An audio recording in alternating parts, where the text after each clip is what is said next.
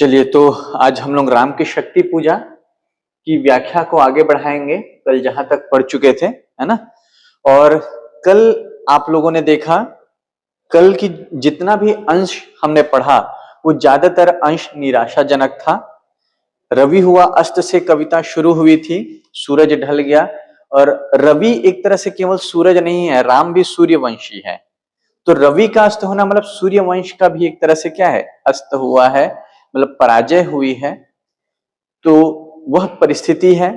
अंधकार और गहराता है, रात होती है, अमावस्या की रात है और बिल्कुल रात गहराने लगता है। राम के मन में संशय भी गहराने लगता है।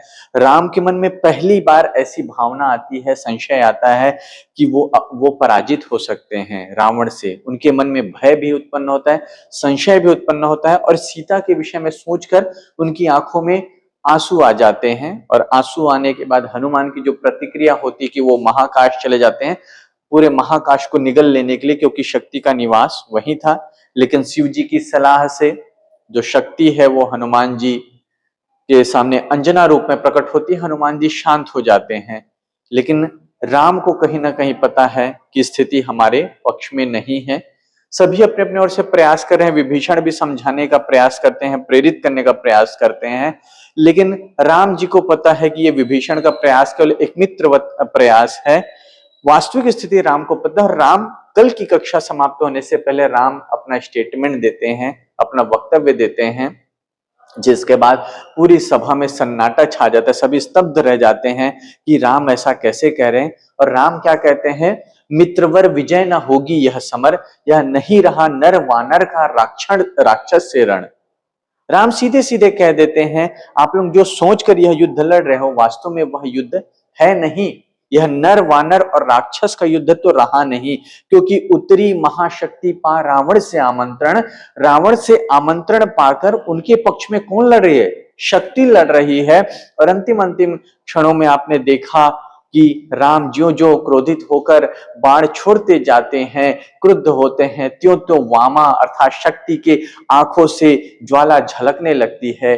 और वामा जब राम को देखती है तो राम के हाथ बंध जाते हैं। बंधा मैं मुक्त भी ज्यों, कि मुक्त होकर भी मैं क्या हुआ, बंध गया, ऐसा राम कहते हैं। और इस परिस्थिति में इतना कहकर राम क्या हो जाते हैं, चुप हो जाते हैं। यहां पर हमारी कल की क्लास समाप्त हुई थी।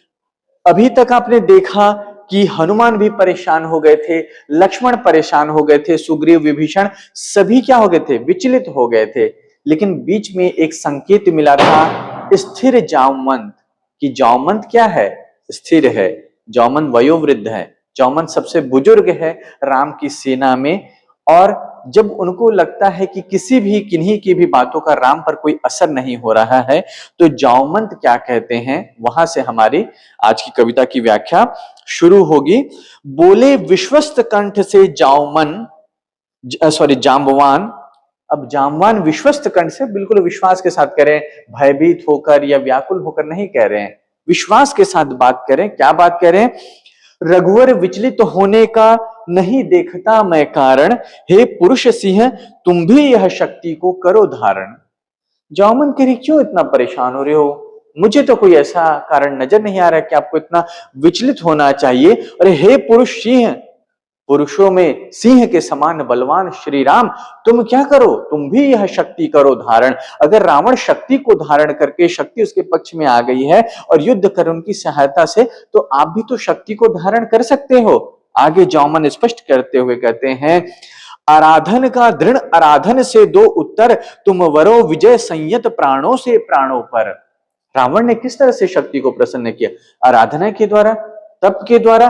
तो रावण की आराधना का आप स्वयं की आराधना के द्वारा क्या दो, उत्तर दो। तुम वरो विजय संयत प्राणों से प्राणों पर।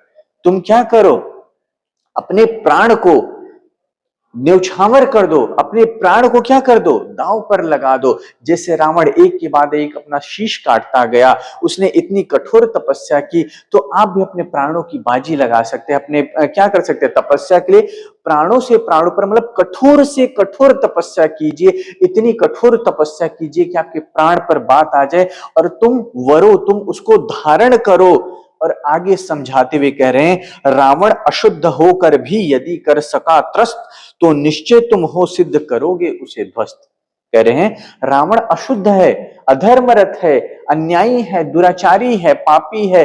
वो असत्य का पक्ष लेकर भी यदि उसने शक्ति को प्रसन्न किया और शक्ति को प्रसन्न करने के बाद आपको त्रस्त किया, परेशान कर दिया, तो आप तो सत्य के पक्ष में हैं। यदि शक्ति को आपने धारण किया, शक्ति आपके पक्ष में आ गई, तो निश्चय तुम सिद्ध करोगे, उस हो सिद्ध करोगे ध्वस्त। तो वो सिर्फ त्रस्त कर पाया, परेशान कर पाया, आप तो उसे ध्वस्त कर देंगे, पूरी तरह समाप्त कर देंगे, मिटा देंगे। और जामन आगे कहते हैं, शक्ति की करो मौलिक कल्पना, करो पूजन, छोड़ दो समर, जब तक सिद्धि ना हो रघुनंदन। हे रघुनंदन, आप शक्ति की मौलिक कल्पना कीजिए, देवी मां दुर्गा की शक्ति के रूप की मौलिक कल्पना कीजिए, एक नवीन कल्पना कीजिए और उस रूप का आप क्या कीजिए, पूजन कीजिए। चूंकि रावण ने किस रूप की पूजा की थी, श्यामा रूप की, काली रूप की पूजा की थी, काली संहार का प्रतीक है। तो कह रहे हैं आपको उस श्यामा रूप की पूजा करने की आवश्यकता नहीं है, रावण की नकल कॉपी पेस्ट करने की आवश्यकता नहीं है। आप मौलिक, आप शक्ति को किस रूप में देखते हैं, किस रूप में पूजते हैं, उस रूप की कल्पना कीजिए। और हे रघुनंदन, जब तक सिद्धि ना हो, जब तक शक्ति प्रसन्न ना हो जाए, आपको वरदान ना दे दे, तब तक छोड़ दो समर रघुनंदन, तब तक युद्ध को आप छोड़ दीजिए, मैदान में जाने की आवश्यकता नहीं है। और आगे वो समाधान भी बता रहे, यदि राम मैदान में नहीं गए तो मैदान में रावण का सामना कौन करेगा, यह प्रश्न है।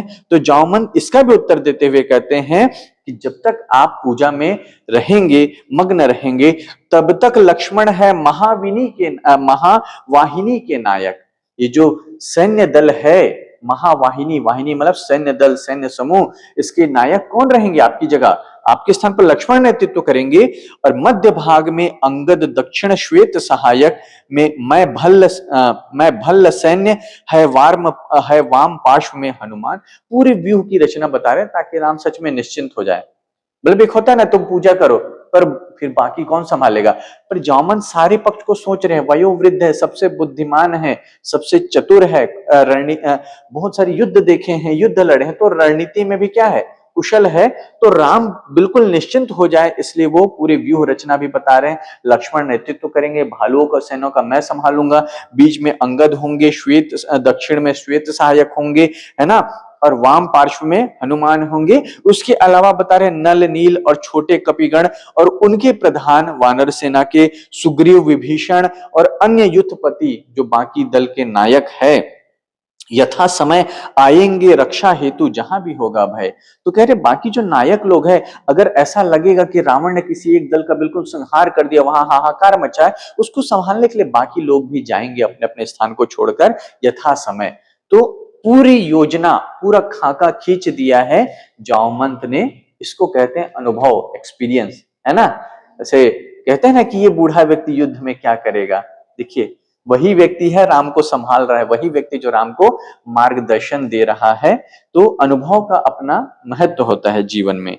और जामवंत की ये बात सुनते ही सबको अच्छा लगा कि हाँ सही बात कह रहे हैं। तो प्रतिक्रिया देखिए, खिल गई सभा उत्तम निश्चय यह भल्लनाथ, कह दिया वृद्ध को मान राम ने झुका मात।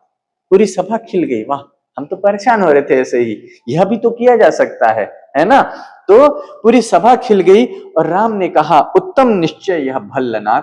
ये भालुओं के जो स्वामी हैं, है ना, उनको कह रहे हैं कि बिल्कुल बहुत अच्छा सुझाव आपने दिया और इसी को हम बिल्कुल फाइनल करते हैं, बिल्कुल इस निर्णय पर मुहर लगाते हैं। उत्तम यह निश्चय, इस निश्चय हम इस बात को निश्चित करते हैं। राम कह रहे हैं आपने जो सलाह दी उस पर अमल किया जाएगा।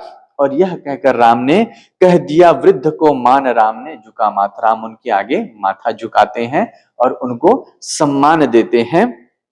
और आगे हो गए ध्यान में लीन, पुनः करते विचार, देखते सकल तन पुलकित होता बार बार। राम ने जामवंत को सम्मान दिया, उनके निर्णय पर, उनके सलाह पर निर्णय की मुहर लगा दी और उसके बाद वो पुनः ध्यान में लीन हो गए। करते हुए विचार, राम विचार कर रहे हैं और देखते सकल तन पुलकित होता बार बार। वो सोच रहे हैं, कल्पना कर रहे हैं, है ना, कि अगर मैं पूजा करूंगा, शक्ति मेरे पक्ष में आएगी तो उसका क्या परिणाम होगा, और उसके सकारात्मक परिणाम सोच सोचकर उनका तन पुलकित हो रहा है, प्रसन्नता से शरीर क्या हो रहा है, फूला जा रहा है, वो प्रसन्न हो रहे हैं। और थोड़ी देर बाद, कुछ समय अनंतर इंदिवर निंदित लोचन खुल गए। और कुछ क्षण बाद, राम ध्यान में लीन होने के बाद, सब कुछ सोच लेने के बाद, कल्पना कर लेने के बाद, इंदिवर निंदित लोचन, वे आंखें जो इंदिवर अर्थात कमल को भी निंदित कर देती है, जिनकी शोभा के आगे कमल भी फीका पड़ता है, वो आंखें खुल गई और रहा निष्पलक भाव में मज्जित मन। हालांकि आंखें तो खुल गई है, निष्पलक है ना, खुली हुई आंखें हैं जो पलके नहीं झपक रही है, लेकिन मन अभी भी भावनाओं में डूबा हुआ है, भावनाओं में मतलब कल्पनाओं में डूबा हुआ है। बोले आवेग रहित स्वर से विश्वास स्थित। अब देखिए राम फिर संतुलित हो गए। कल की क्लास में आपने पढ़ा था, स्थिर राघवेंद्र को हिला रहा फिर संशय, और कल लड़ने को उद्यत होता मन बार बार, कि कल लड़ने को राम व्याकुल हो रहे हैं, आंखों से आंसू आ रहे हैं। लेकिन अब देखिए राम पुनः राम हो गए हैं, संतुलित राम हो गए हैं, जो उनकी पहचान है, स्थिर राम हो गए हैं।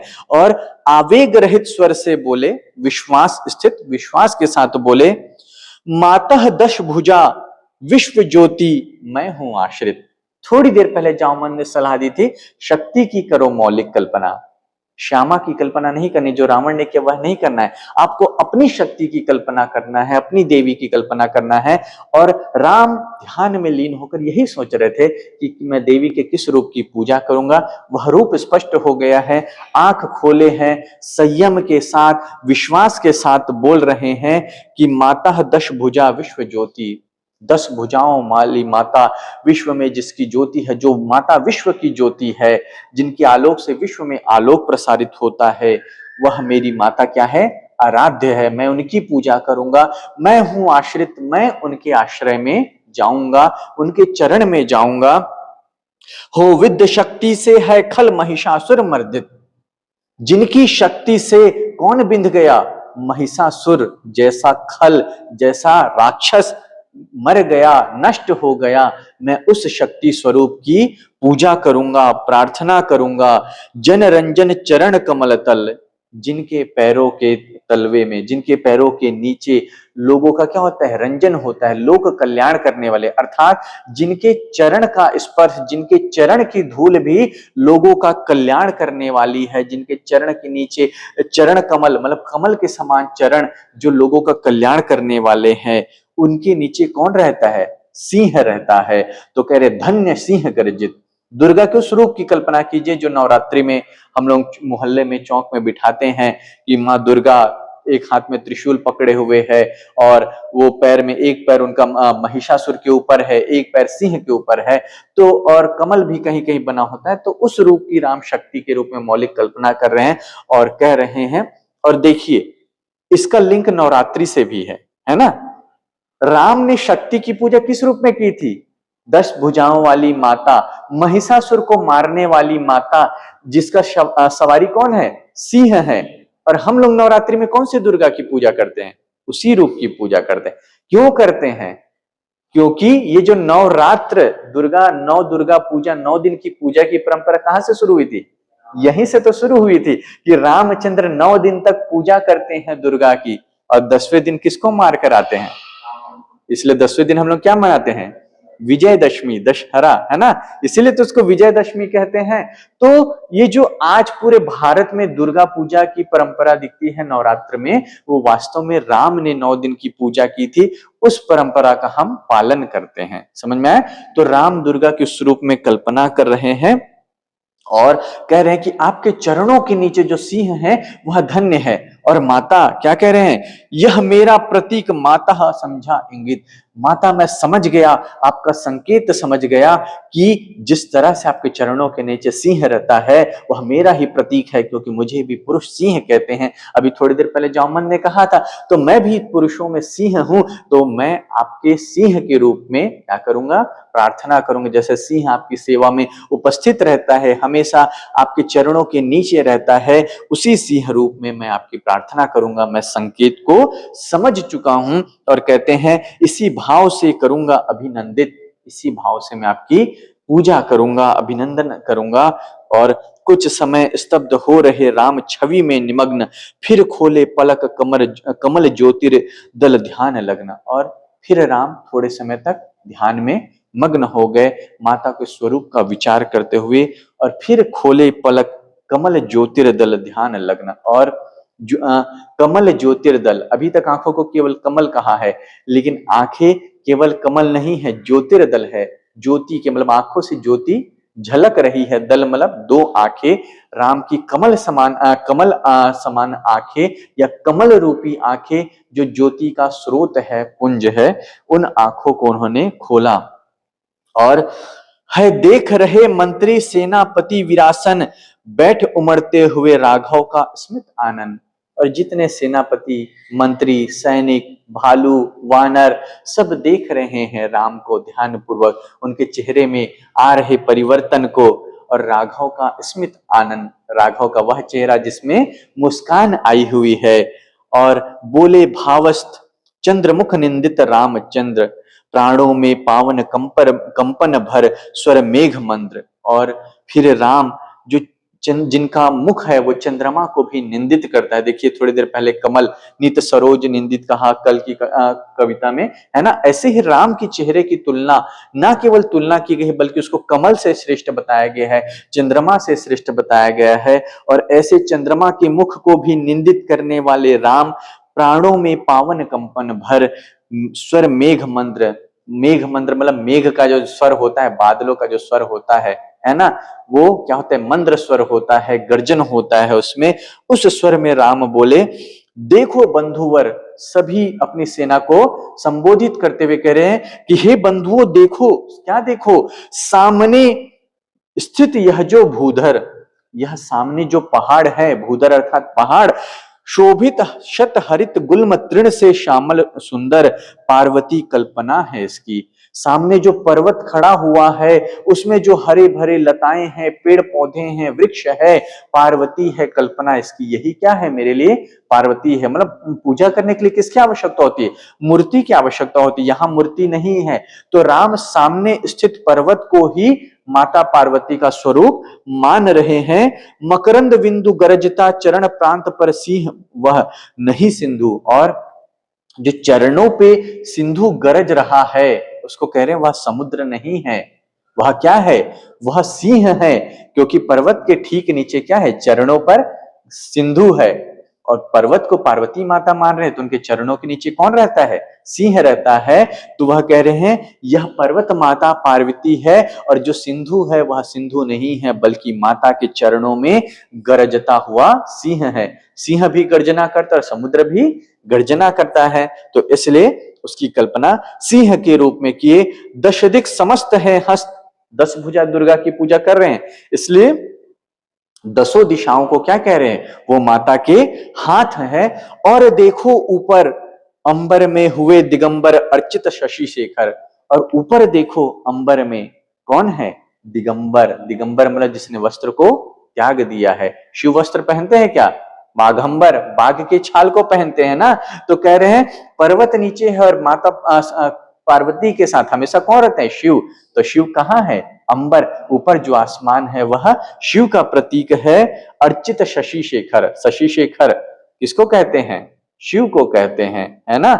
जिनके शिखा में कौन है, शशि है, तो इसलिए शिव का एक नाम क्या है, शशि शेखर। ठीक है, तो दिगंबर जो अंबर है वह किसका प्रतीक है, दिगंबर शशि शेखर अर्थात शिव का प्रतीक है।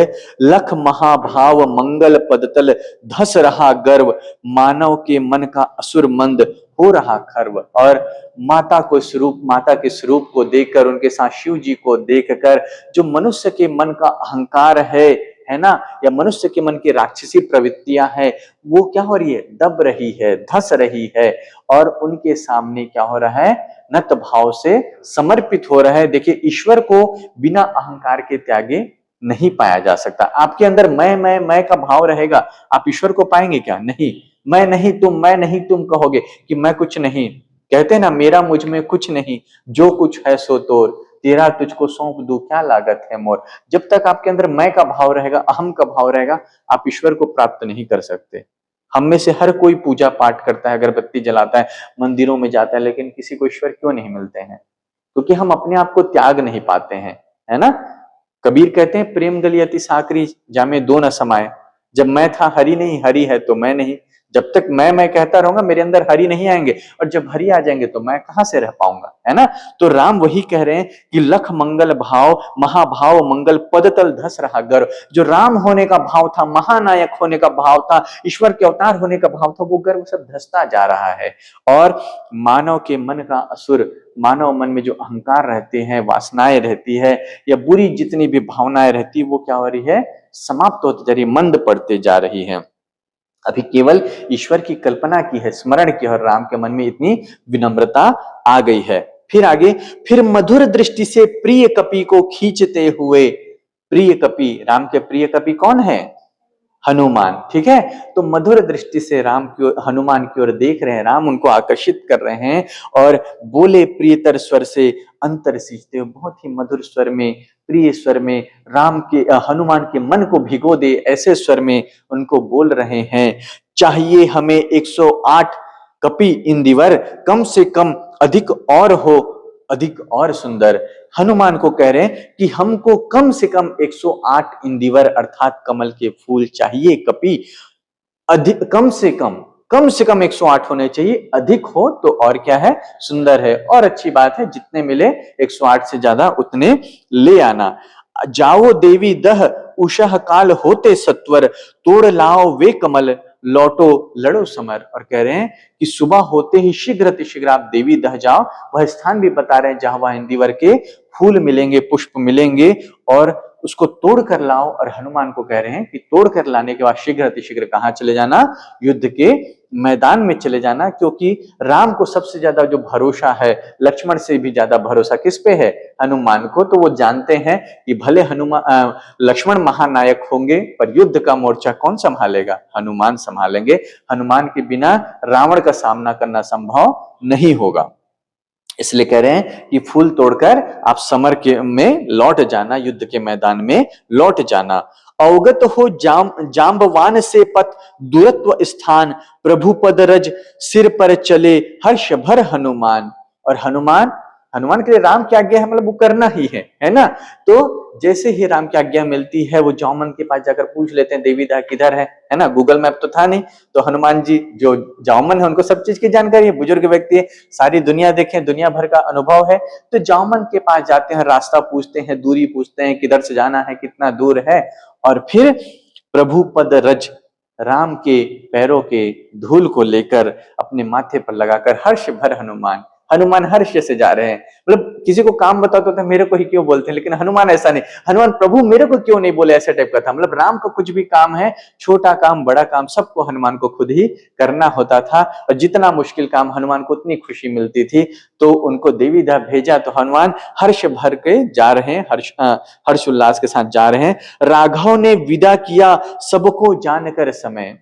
अब राम जी को लगता है कि अब समय हो गया है विश्राम करने का भी, क्योंकि कल फिर युद्ध लड़ा जाना है, मुझे तो पूजा करनी है, लेकिन बाकी सबको क्या करना है? कल युद्ध लड़ना है। तो समय जानकर सबको विदा करते हैं। सब चले सदैव राम की सोचते हुए विजय, और सब सहृदय अच्छी भावना लेकर सब जा रहे हैं। सबके मन में जो निराशा पहले दिन की युद्ध के बाद, कल हमने जो पढ़ा था किस तरह से सब हताश निराश उदास थे, वो निराशा दूर हो रही है, और सबके मन में एक विश्वास है कि अब राम की क्या होगी? विजय होगी। सबके मन में आशा का संचार हुआ है। देखिए, कल से आज पहली बार आशा का संचार हुआ है कविता में, वरना कल कविता पूरे निराशा में ही चल रही थी। ठीक है, निशी हुई विगत। अब देखिए संकेत पकड़िए आप, रवि हुआ अस्त, सूरज ढला था, और आज निशी हुई विगत, रात बीत गई। रात बहुत लंबी थी ना। देखिए, वो एक मैंने पढ़ा था कि किसी ने कहा, एक साडा द मूवी है, उसका डायलॉग है कि एक व्यक्ति था जो अचानक से फेमस हो गया, है ना? तो उसको कोई इंटरव्यू लेता है, कहते हैं आप तो रातों रात सफल हो गए। उसके जवाब में जो वो जवाब देता है प्रसिद्ध व्यक्ति, बड़ा व्यक्ति, कि मेरे दोस्त तुमको पता नहीं ये रात कितनी लंबी थी। समझ में आ रहा है? जो उस रात को बिताया है उसको ही पता है ना। आप फेमस तो एक दिन में हो जाएंगे, लेकिन उसके लिए मेहनत कितने दिन से कर रहे हैं। महेंद्र सिंह धोनी आया, इंडिया का कैप्टन बन गया, सब बोले लकी चार्म है, बहुत किस्मत वाला आदमी है, 2007 में पहली बार ही T20 वर्ल्ड कप खेला, कप्तान बन गया और जीत भी गया, कितनी अच्छी किस्मत है। 2011 में इंडिया को वर्ल्ड कप जिता दे, जो खेल रहा है वो जीत जा रहा है, भगवान उसको किस्मत दे के भेजा है। लेकिन जब हमने उनकी बायोपिक देखी तब देखा कि कितना संघर्ष किया।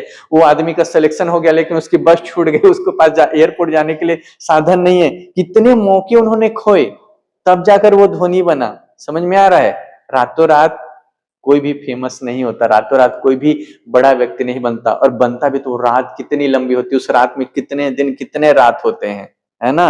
तो ये राम की शक्ति पूजा हमको लग रहा है एक रात की कथा है, लेकिन वो रात राम के लिए, वो रात पूरे वानर सेना के लिए कितनी लंबी रात रही होगी। उस रात के बीतने में सिर्फ 12 घंटे नहीं लगे होंगे, है ना।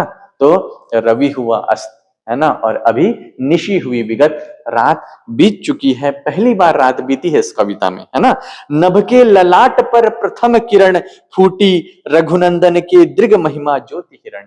तो कह रहे हैं कि रात बीत गई है और नभ के ललाट पर, देखिए छायावादी प्रभाव देखिए कि आसमान के माथे पर मानवीकरण किया गया है। आसमान का माथा होता है क्या? नहीं, लेकिन ये प्रकृति को किस तरह से मनुष्य के रूप में चित्रित करते हैं उसको देखिए कि नभ के ललाट पर प्रथम किरण, जैसे आसमान के माथे पर, आकाश के माथे पर प्रथम किरण, सूर्य की पहली किरण फूटी हो। और निराला आगे बढ़कर कह रहे हैं ये जो किरण है प्रकाश की वो कहां से आई? रघुनंदन के दृग महिमा ज्योति हिरण, रघुनंदन के, राम की आंखों की जो ज्योति है उसकी ये महिमा है कि पूरे संसार में क्या हो गया है? प्रकाश फैल गया है। पहली बार देखिए राम मनुष्य से फिर ईश्वर की ओर आ रहे हैं, है ना, कि राम की आंखों की जो ज्योति है उसकी महिमा है कि संसार क्या हो गया है? ज्योतिर्मय हो गया है, मतलब राम उठ रहे हैं मनुष्य से ऊपर। तो आपको कविता के इन संकेतों को पकड़ना है ना। और फिर आगे वर्णन करते हुए कह रहे है नहीं सरासन आज हस्त तुड़ीर स्कंद। आज वो राम नहीं है जो कल आपने कविता में पढ़ा था कि क्या है? सरासन है, मतलब बाणों का आसन, अर्थात तुड़ीर है, धनुष नहीं लटके हुए हैं कंधे पर, वह नहीं सोता निविड़ जटा दृढ़ मुकुट बंद, जटाओं को बांधे नहीं हुए हैं, मुकुट बंद, मुकुट को नहीं बांधे हुए हैं। सुन पड़ता सिंहनाद रण कोलाहल अपार, उमड़ता नहीं मन स्तब्ध सुधी है ध्यान धार। कल जो स्थिति थी कि युद्ध की जो हुंकार है, युद्ध का जो नाद सुनकर राम का मन उमड़ पड़ा था, आज मन बिल्कुल अलग है।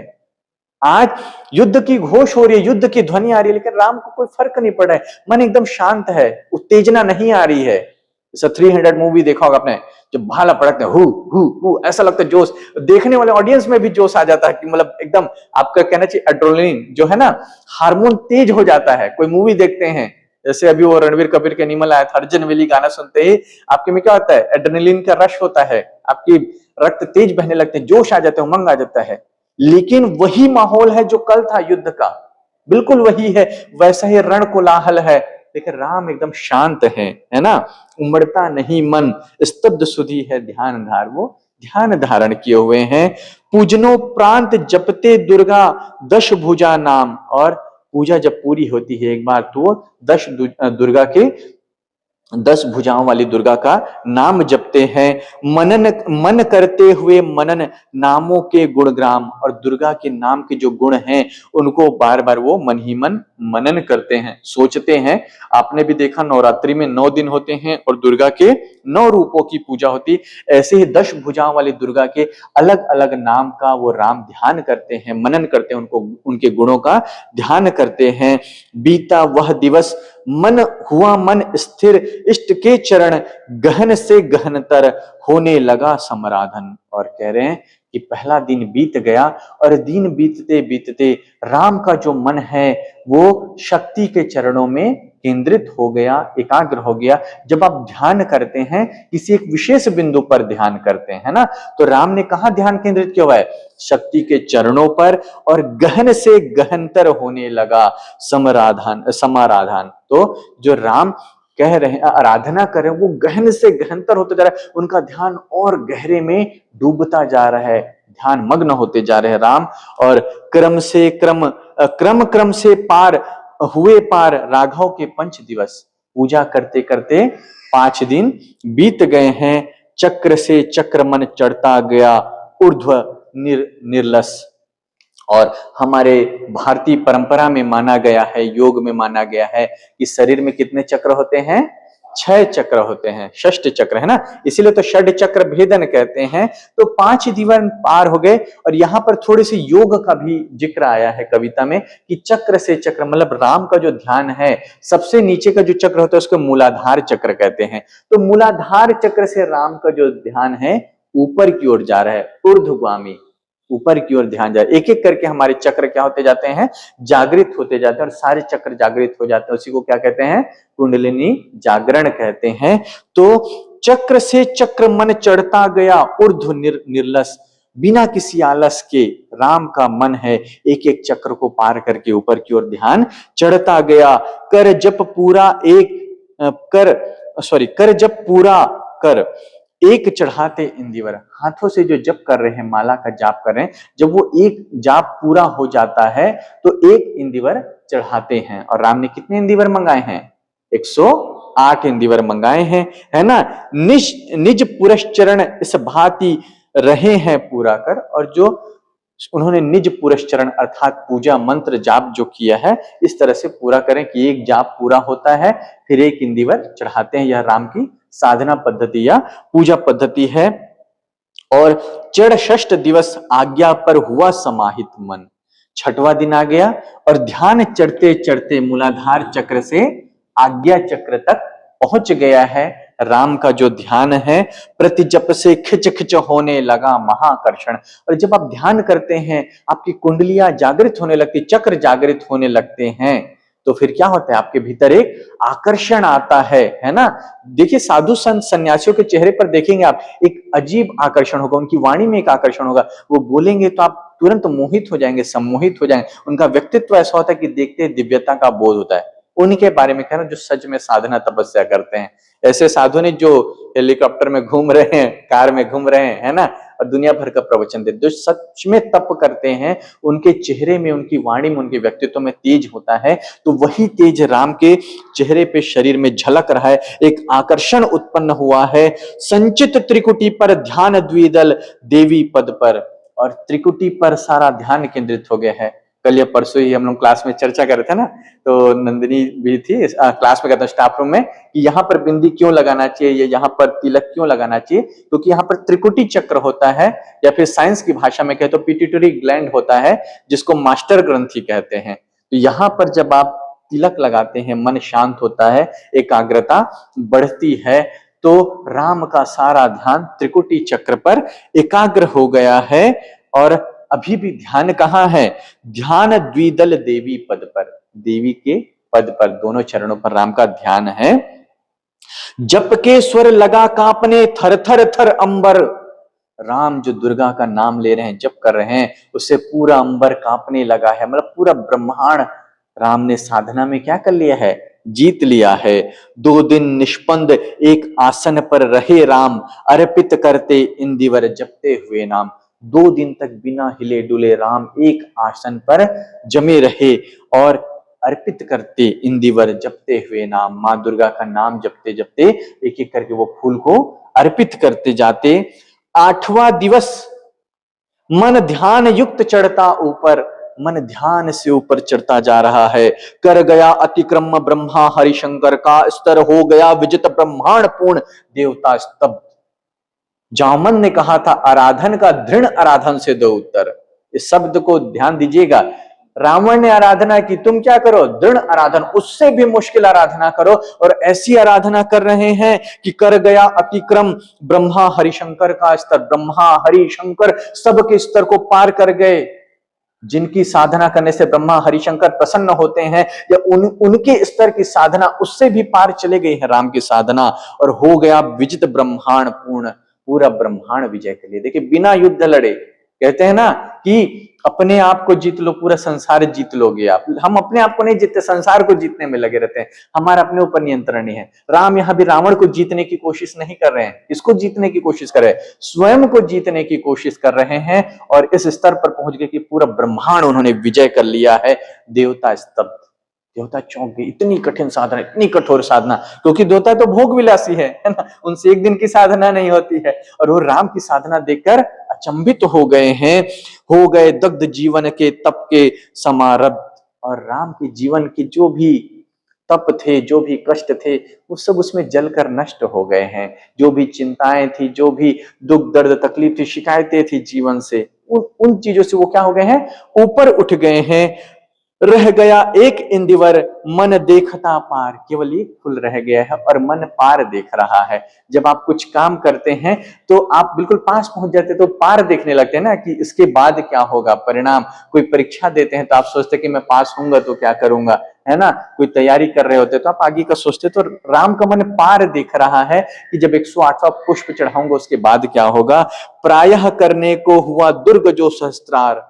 और अब दुर्ग को जीतने का, दुर्ग मतलब कोई किला नहीं है, यहाँ शरीर ही राम का दुर्ग है। राम स्वयं को जीतने की कोशिश कर रहे हैं, स्वयं की कुंडलियों को जागृत करने की, चक्रों को जागृत करने की कोशिश कर रहे हैं।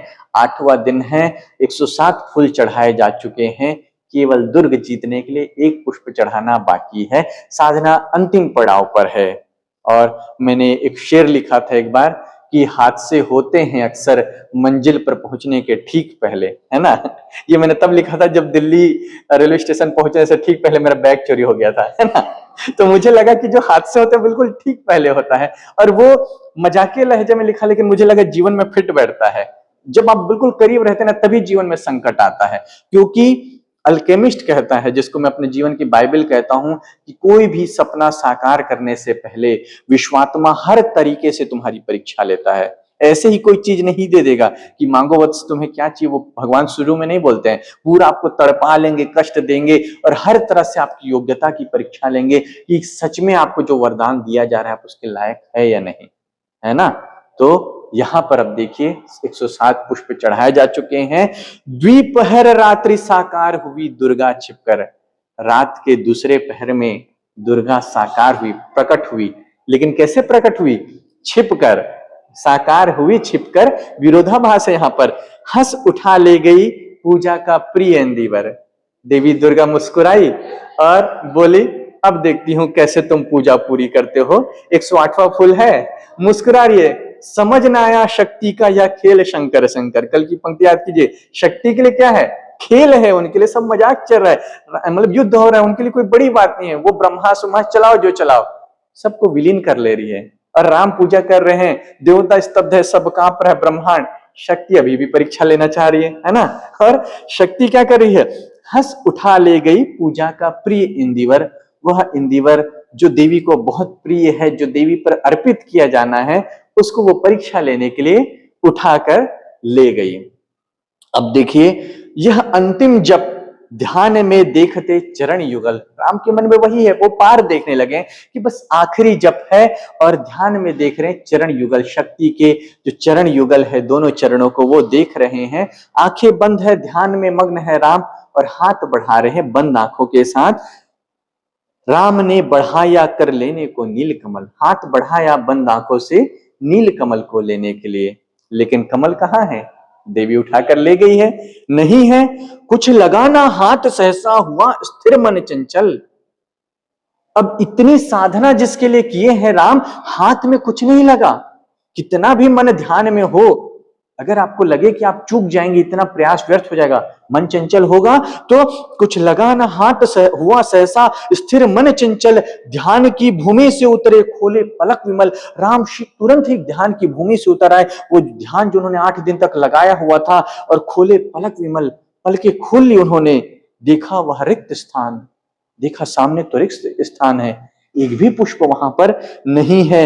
यह जप का पूर्ण समय, आसन छोड़ना असिद्धि। इस समय तो जब पूर्ण होना था और आसन छोड़ नहीं सकते कि हनुमान को बोले कि तुरंत ले आओ।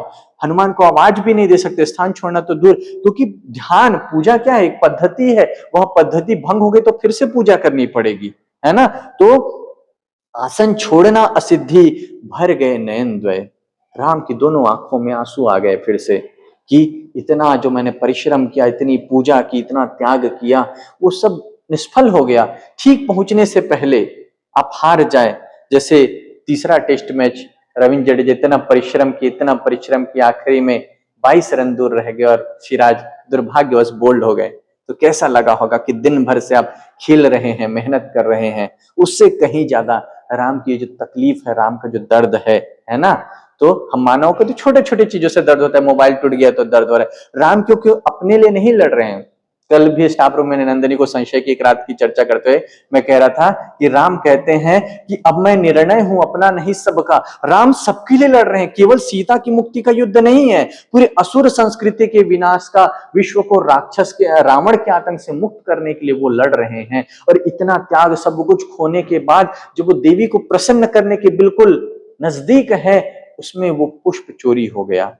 राम को नहीं पता है अभी देवी ले गई है, राम को लग रहा है कहां चला गया, और पूरा पूजा साधना तपस्या व्यर्थ हो गया। और यही सोचकर राम की आंखों में आंसू आ जाते हैं। और राम की निराशा देखिए, धिक जीवन को जो पाता ही आया विरोध, धिक साधन जिसके लिए सदा ही किया शोध। धिक्कार है मेरे इस जीवन को जो पाता ही आया सदा विरोध। इस जीवन में मैंने क्या पाया है, राम होकर क्या पाया है, केवल विरोध पाया है। मैं अयोध्या का प्रिय राजकुमार था, लेकिन माता ने विरोध किया, मुझे वनवास मिल गया। तो मैंने जीवन में केवल और केवल विरोध का सामना किया है। मैं योग्य होते हुए भी, गुणी होते हुए भी, कभी जो प्रेम जिसके मैं योग्य था, मैंने वह प्रेम, वह सम्मान, वह पद हासिल नहीं किया। केवल क्या किया, विरोध पाया है। इतने बड़े राज्य के राजकुमार होने के बाद, जिनका राज्याभिषेक होना था, वन में भटक रहे हैं सन्यासियों की तरह। तो राम अपने पूरे जीवन संघर्ष को याद करते हुए अपने जीवन को धिक्कार रहे हैं। धिक साधन जिसके लिए सदा ही किया सो। उन साधनों को भी धिक्कार है कि मैं हमेशा पवित्र साधन, पवित्र आचरण, पवित्र मार्ग पर चलता रहा। आखिर चलकर मुझे क्या मिला, जब एक अहंकारी, एक दुराचारी रावण मुझसे जीत रहा है। तो ये सच्चे मार्ग पर चलना, सच्चे साधन, पवित्र साधन पर की बात करना, ये सब क्या है, व्यर्थ है। और आगे जब जब राम दुखी होते हैं इस कविता में, उनको सीता याद आती है। जानकी हाय उद्धार प्रिया का हो न सका। सीता को याद करते हुए राम आहें भरते हुए कह रहे हैं कि हाय, मैं सीता का उद्धार नहीं कर पाया, सीता को रावण से मुक्त नहीं कर पाया। वह सीता उसी रावण के बंदी गृह में रहेगी, रावण की बंदी बनकर रहेगी। और ये निराशा राम के मन में आ गई है। लेकिन कल मैंने कहा था कि राम की शक्ति पूजा कविता है रोलर कोस्टर इमोशंस की, है ना। राम के मन के भाव गिरते हैं, उठते हैं, गिरते हैं, उठते हैं। राम पूरे निराश हो गए, आंखों में आंसू आ गए। लेकिन देखिए, यहीं पर आपको टिके रहना है ना। कहां पर टिके रहना है, वह एक और मन रहा राम का जो न थका, जो नहीं जानता दैन्य, नहीं जानता विनय। एक मन और था राम का, जो दीनता को नहीं जानता, जो गिड़गिड़ाना, भीख मांगना नहीं जानता, जो विनम्र होना नहीं जानता, जो झुकना नहीं जानता। एक मन होता है ना जो आपको कहता है लड़ने को। अभी मैंने कहा ना, तीसरे टेस्ट में 22 रन से दूर हो गए, लेकिन चौथे टेस्ट में वो लोग अड़ गए। वही रविंद्र जडेजा था जो तीसरा टेस्ट जिता नहीं पाया था, केवल 22 रन दूर हो गया था। वो चौथे टेस्ट में सेंचुरी मारता है और हारे हुए मैच को ड्रा करा देता है, जिता देता है। तो हर इंसान के अंदर इस कविता को केवल राम के स्तर पर नहीं समझना है।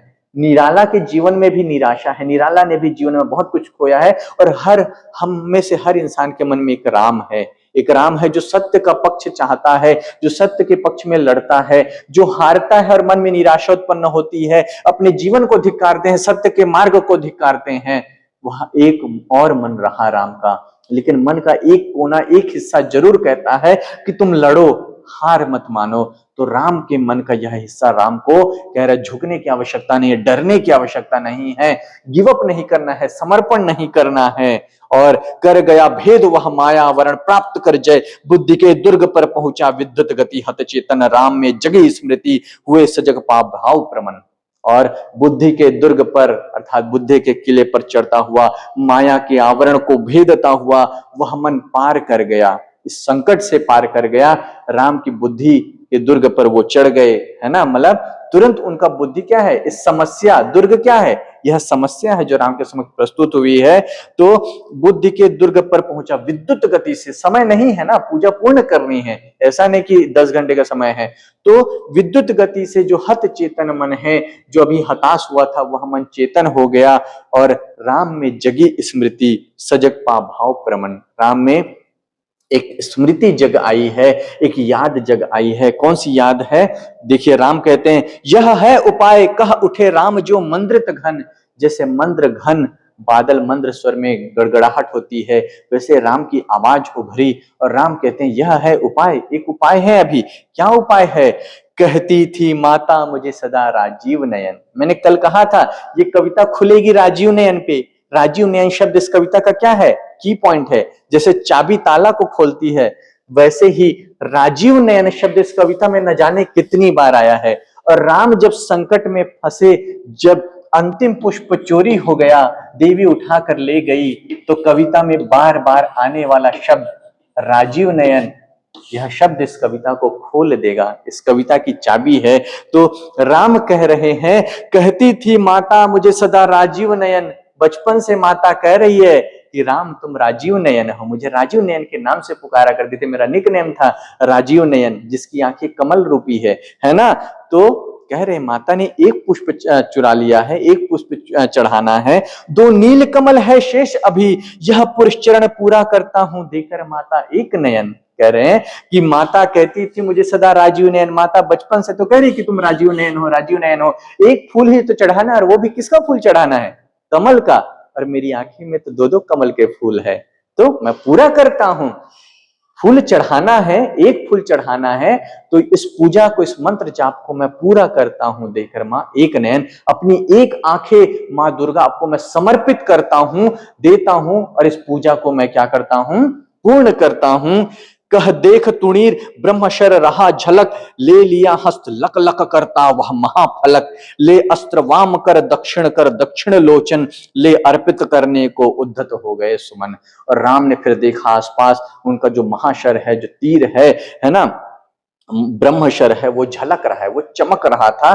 तो ब्रह्मशर, ब्रह्म जो तीर है वह झलक रहा था, उसको हाथ में ले लेते हैं। लक लक करता वह महाफलक, सामान्य तीर नहीं है, बहुत नुकीला है, तीखा है, और ब्रह्मशर है तो ब्रह्म बाण है वह, तो बहुत मायावी तेजस्वी है, तो उसकी आभा अलग है, वो लक लक करके झलक रहा है।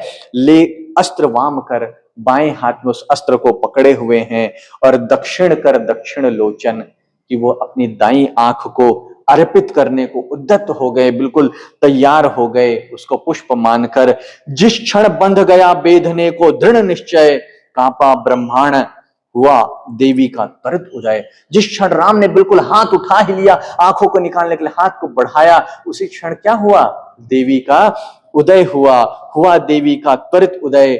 साधु साधु साधक धीर धर्म धन धन्य राम। और देवी क्या कह रही है? साधु साधु साधु, मतलब बहुत बढ़िया, शाबाशी दे रहे हैं ना, किसी की तारीफ करते हैं, बहुत अच्छा, बहुत सुंदर, बहुत सुंदर। साधक धीर, आप साधक हो, धैर्यवान हो, धर्म के धन हो, हे राम तुम धन्य हो। देवी प्रशंसा कर रही है अपने भक्त की, पूजा करने वाले की। कह लिया भगवती ने राघव का हस्त थाम। और ऐसा कहते हुए भगवती ने जिस हाथ को राम ने आगे बढ़ाया अपनी आंखों को निकालने के लिए, उस हाथ को देवी ने जोर से पकड़ लिया। देखा राम ने सामने श्री दुर्गा, भास्वर वाम पद असुर स्कंद पर। राम क्या देखते हैं? सामने कौन है? देवी दुर्गा है, और वाम पद असुर स्कंद पर, उनका बायां पैर असुर अर्थात महिषासुर के कंधे पर है। रहा दक्षिण हरि पर, दक्षिण जो पैर है वो उनके सिंह पर है। ज्योतिर्मय रूप हस्त 10 विविध अस्त्र सज्जित, जिस रूप की राम ने कल्पना की थी, ज्योति से आलोकित रूप, और 10 भुजाओं वाली मां दुर्गा विभिन्न प्रकार के अस्त्रों को अलग अलग हाथों में धारण किए हुए। दक्षिण में लक्ष्मी सरस्वती, वाम भाग की मां दुर्गा के दक्षिण में लक्ष्मी है, और बाएं ओर कौन है? मां सरस्वती है। दक्षिण गणेश कार्तिक, बाएं रंग राग, और गणेश भी आए हैं दक्षिण में, कार्तिक भी आए, और कार्तिक युद्ध में जैसे लड़ने वाली वेशभूषा है, कार्तिक को युद्ध का देवता माना जाता है, उसी वेशभूषा में आए हैं। और मस्तक पर शंकर, देवी के मस्तक पर कौन नजर आ रहे हैं? शंकर। पद पद्मों पर श्रद्धा भर, श्री राघव हुए प्रणत मंद स्वर वंदन कर। और इस दुर्गा के स्वरूप को देखकर उनके चरण कमल पर राम क्या करें? श्रद्धा से देख रहे हैं, और उनको, उसके चरणों पर अपना मस्तक को नवा देते हैं, उनको प्रणाम करते हैं। और आगे देवी कहती है, होगी जय हे पुरुषोत्तम नवीन, कह महाशक्ति राम के वदन में हुई लीन। देवी दुर्गा आशीर्वाद देती है कि होगी जय हे पुरुषोत्तम नवीन, राम तुम्हारी जय होगी, रावण ने आमंत्रण दिया था और देवी उनको सीधा जीत का आशीर्वाद दे रही है। तीसरा स्टेटमेंट कविता का, पहला शिव ने कहा था पार्वती को कि इन पर प्रहार करने से देवी होगी तुम्हारी विषम हार। दूसरा स्टेटमेंट राम का कि मित्रवर विजय न होगी समर। और कविता की अंतिम पंक्तियां, अंतिम स्टेटमेंट देवी दुर्गा का, होगी जय हे पुरुषोत्तम नवीन। कहा शक्ति हुई राम के वदन में लीन, शक्ति राम के वदन में समाहित हो गई।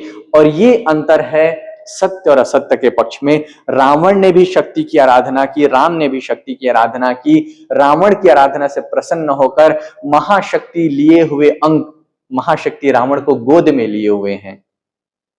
मतलब महाशक्ति और रावण के बीच अभी क्या है? दुराव है, द्वैत है। लेकिन महाशक्ति हुए राम के वदन में लीन, राम के बदन में समा गई है शक्ति। तो जब आप सत्य के पक्ष में लड़ेंगे, सत्य के पक्ष में चलेंगे, तो सत्य आपके भीतर होगा, बाहर नहीं होगा। तो सत्य शक्ति राम के वदन में लीन हो गई है। यहां पर राम की साधना रावण की साधना से बिल्कुल भिन्न हो जाती है और राम को देवी दुर्गा विजय का आशीर्वाद देती है। यहां पर यह कविता समाप्त होती है। तो बहुत ही प्यारी कविता है ना। तो रवि हुआ अस्त से लेकर सुबह हो गई, है ना। तो मैंने कहा था ये कविता है तमसो मां ज्योतिर्गमया, तम से ज्योति की ओर ले जाने वाली कविता है। और याद रखना कि राम की भी इतनी कठिन परीक्षा ली थी देवी दुर्गा ने कि राम अपना आंख अर्पित करने को तैयार हो गए थे। तो आपके जीवन में जब बुरा समय आता है, आप कोई चीज को बुरी तरह से पाना चाहते हैं, क्या आप राम की तरह कुर्बानी देने को तैयार हैं? राम की तरह कष्ट भोगने को तैयार हैं? जब प्रभु की भी, ईश्वर की भी परीक्षा हुई और इतनी कठिन परीक्षा हुई, तब जाकर वो उत्तीर्ण हुए, तब जाकर उन्हें विजय का आशीर्वाद मिला। तो हमको यदि जीवन में कोई चीज पाना है, नहीं मिल रही है, तो कितनी परीक्षा देने को आप तैयार है, कितनी कुर्बानियां देने को तैयार है। जब आप राम की तरह मन दृढ़ होगा, वह एक और मन रहा राम का जो न थका, जो नहीं जानता है दैन्य विनय। तो जब ऐसा मन आपका रहेगा, वो मन जीतेगा, तब आप जीतेंगे। और इसी उत्साह ऊर्जा के कारण मैं इस कविता को अपनी माइटोकॉन्ड्रिया कहता हूं। ये मेरी ऊर्जा का क्या है? स्रोत है। कभी नहीं हारने, कभी नहीं थकने की प्रेरणा देती है ये कविता, ठीक है। और कविता को निराला ने तब लिखा जब निराला ने अपने जीवन में अपनी पुत्री को खोया, बहुत कुछ जीवन में खोया। तो निराला खुद को भी इस कविता के माध्यम से संभाल रहे हैं, प्रेरित कर रहे हैं। और एक और अर्थ में खुलता है कविता। उस समय देश में स्वतंत्रता संग्राम चल रहा था, राष्ट्रीय आंदोलन चल रहा था। और बार बार जिस तरह से राम पराजित हो रहे थे रावण के हाथों, रावण के सामने कमतर पड़ रहे थे, वैसे ही भारत का पक्ष भी महात्मा गांधी के नेतृत्व में बार बार अंग्रेजों के आगे हमारे आंदोलन क्या हो रहे थे?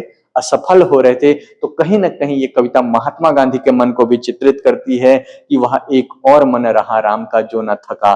तो महात्मा गांधी भी नहीं थकते हैं, बार बार आंदोलन के असफल होने के बाद भी लड़ते चलते हैं। तो ये कविता बहुस्तरीय कविता है। और अच्छी कविता वही होती है जो अनेक परतों में, अनेक अर्थों में खुले और सबको ऐसा लगे कि हमारे मन का चित्रण है, ये मेरे जीवन का संघर्ष है, मेरे जीवन का दुख है, तो कविता महान हो जाती है।